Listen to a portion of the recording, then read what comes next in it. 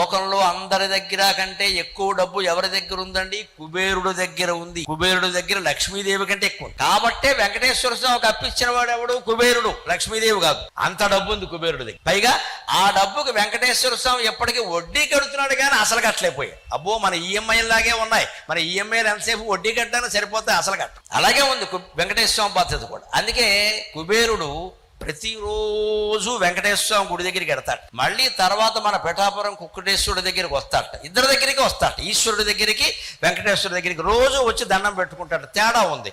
వెంకటేశ్వర స్వామికి దగ్గరికి ఎందుకు వెడతారంటే బాకీ వసూలు చేసుకోవడానికి. శివుడి దగ్గరికి ఎందుకు వస్తారంటే ఆ డబ్బు పుచ్చుకోవడానికి, ఇస్తాడు కాబట్టి. శివుడు ఇచ్చేవాడు, వెంకటేశ్వర స్వామి బాకీ ఇచ్చేవాడు.